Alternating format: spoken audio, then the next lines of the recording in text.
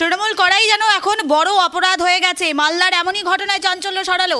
অর্থাৎ তৃণমূল কর্মীর ওপর বিজেপি কর্মীরা ধারালো অস্ত্র দিয়ে আহত করেছেন বলে অভিযোগ করা হচ্ছে। অত্যন্ত গুরুত্বপূর্ণ খবরের দিকে নজর রাখছে এই মুহূর্তে সবচেয়ে বড় খবর, তৃণমূল করা যেন এখন অপরাধ। ধারালো অস্ত্র দিয়ে তৃণমূল কর্মীর ওপর হামলা চালানোর অভিযোগ উঠল বিজেপি সমর্থকদের বিরুদ্ধে। ঘটনাটিকে কেন্দ্র করে ইতিমধ্যেই চাঞ্চল্য ছড়িয়েছে মালদার মোথাবাড়ি থানা সংলগ্ন এলাকায়। যেটি জানা যাচ্ছে তৃণমূল করাই যেন এখন বড় অপরাধ। এই মুহূর্তে আমাদের সঙ্গে টেলিফোন লাইনে রয়েছে প্রতিনিধি রুহুল, তার থেকে আরও বিস্তারিত জানবো। রুহুল, যেটি অভিযোগ করা হচ্ছে তৃণমূল কর্মী, তার ওপর বিজেপি কর্মীর হামলা আক্রমণ, এই মুহূর্তে আর কি জানা যাচ্ছে?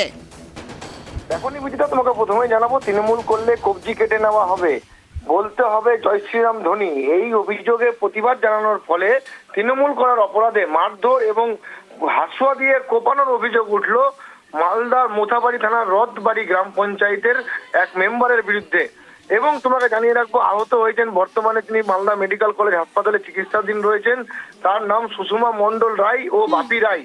তারা দুইজনেই কিন্তু তৃণমূল কর্মী এবং একজন কিন্তু পঞ্চায়েতের মেম্বার। শুক্রবার সকাল 9টার সময় আচমকায় ধারালো হাসুয়া নিয়ে ঘরের মধ্যে ঢুকে পড়েন এবং বিজেপি কর্মী সমর্থকরা বলে তিনি অভিযোগ করেন প্রথমে তার স্বামীকে মারধর করা হয়।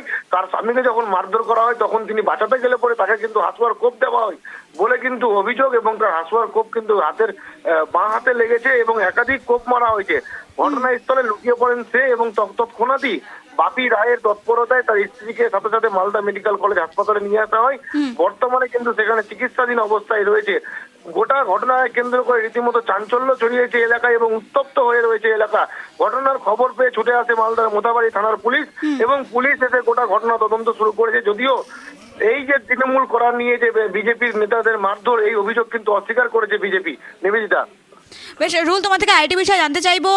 26-এর নির্বাচনের আগে আমরা বারবার দেখছি মালদা একেবারে উত্তপ্ত হয়ে যাচ্ছে, কোথাও বোমা পাওয়া যাচ্ছে, কোথাও আগ্নেয়াস্ত্র পাওয়া যাচ্ছে।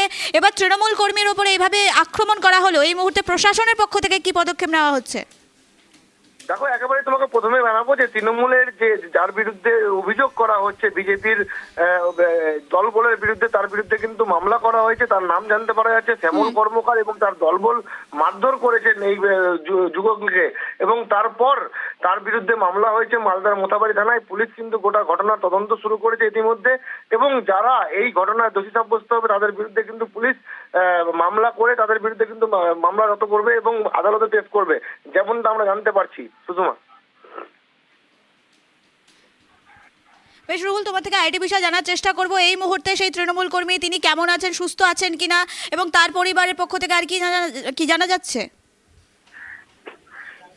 দেখো, দুই গোষ্ঠীর যখন গন্ডগোল হয় এবং যে হাসুয়ার কোপ মারা হয় সুষমা মণ্ডলকে, এবং তিনি কিন্তু গুরুতর জখম অবস্থায় সেখানে লুটিয়ে পড়েন, এবং সেখান থেকে তার স্বামী বাপি রায় তাকে উদ্ধার করে এবং তাকে মালদা মেডিকেল কলেজ হাসপাতালে নিয়ে আসা হয়েছে। মালদা মেডিকেল কলেজ হাসপাতালে ট্রমা কেয়ার বিভাগে কিন্তু তার চিকিৎসা চলছে। বর্তমানে তার চিকিৎসা শুরু করেছেন মালদার কর্তব্যরত চিকিৎসকরা, এবং তার হাতে কিন্তু সেলাই করা হয়েছে যেমনটা আমরা জানতে পারছি। এবং বর্তমানে কিন্তু পরিস্থিতি স্বাভাবিক রয়েছে ওই এলাকায়। পুলিশ গোটা এলাকা ঘিরে রেখেছে, এবং সুষমা মণ্ডল তিনি কিন্তু এখন আপাতত সুস্থ রয়েছে, এবং সুষমা মণ্ডলের পরিবারের তরফে কিন্তু লিখিত অভিযোগ করা হচ্ছে মালদা মোথাবাড়ি থানায়। বেশ, ধন্যবাদ রুহুল আমাদের সঙ্গে থাকার জন্য। মতন আমার ছেলে প্রতিদিন স্কুল যায় গাড়ি করে, আমার মিসেস ছাপতে যায়, মানে আমার বউ সুষমা মণ্ডল রায়। ওই মোড়ের মাথায় ও দাঁড়িয়েছিল শ্যামল কর্মকার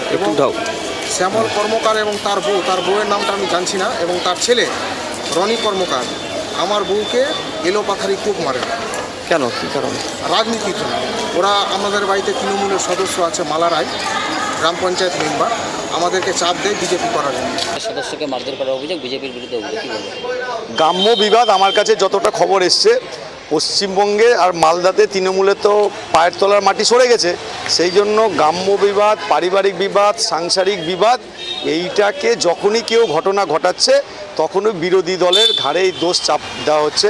মালদার মানুষ এসব সার্কাস বুঝেছে তৃণমূলে, এবং কোনো বিধায়কের যে মাটির তলায় পা নাই, সেই জন্যই মাটিতে রেখে যে তারা চলতে পারছে না, তার জন্য বিরোধীদেরকে নানা রকমভাবে কালিমালিপ্ত করা হচ্ছে। মালদার মানুষ 2026-এ এর জবাব দিবে। পুলিশ